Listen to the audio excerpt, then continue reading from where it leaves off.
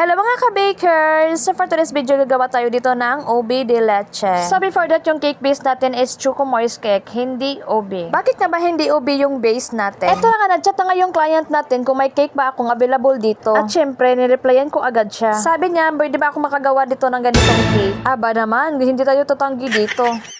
Alipin tayo ng pera Diyos ko Lord. So sabi ko kay client, wala akong ube, so Choco Moist cake na lang. Sabi naman niya okay lang daw. Nag-send din siya ng inspo na palagyan ng leche flan sa ibabaw. So for the go, order na rin ako dito ng leche flan sa kaibigan ko. May pa-additional payment lang pala ako dito sa leche flan. So sabi ni client ay para daw to sa kanyang nanay dahil birthday niya. At sabi rin niya maliit lang daw ng cake ng gagawin dahil dalawa lang din siya sa kanyang nanay. At nag-send rin ng Gcash si client para daw may assurance.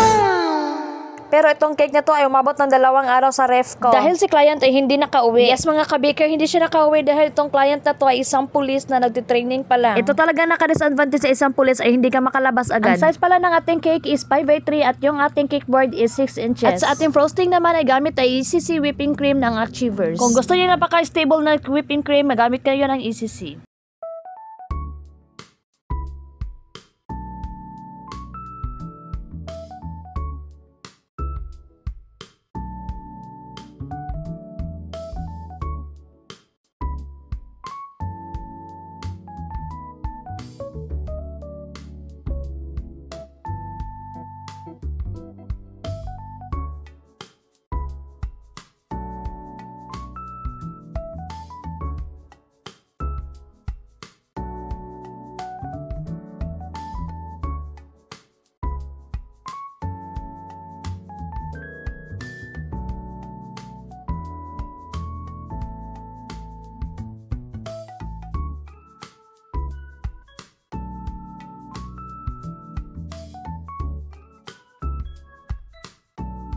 So, after 2 days, pinadeliver na ni customer yung ating cake. Sa ganitong sitwasyon, hindi na tayo mag-alala kung nabayaran na yung cake. Pero para sa akin, gusto ko talaga may 50% down payment. Kasi minimake sure ko nakukunin talaga yung cake. Ayoko talaga may pagkain na masasayang. Iba-iba talaga tayo ng mga strategy pagdating sa mode of payment natin. Kayo mga ka-baggers, ganito din ba kayo may 50% down payment sa inyong mga cake of order? Naglagay na rin ako dyan ng leche flan sa ibabaw. In-order ko lang pala to 50 pesos per tab. Hindi na ako gumawa ng leche flan kasi isa lang yung cake ang lalagyan ko. Para na rin iwas pagod. Pero kung maramihan naman, nagbe-bake ako ng leche flan. Para naman sa recipe ng ating leche flan ay hanapin nyo lang sa video ko, naka-upload na. Hanggang dito na lang yung ating video. Kung taga Butuan City ka, order na. Sa lahat ng mga taga Butuan City, follow my business page at Chrissy Cakes and Pastries. Thank you for watching guys. Bye!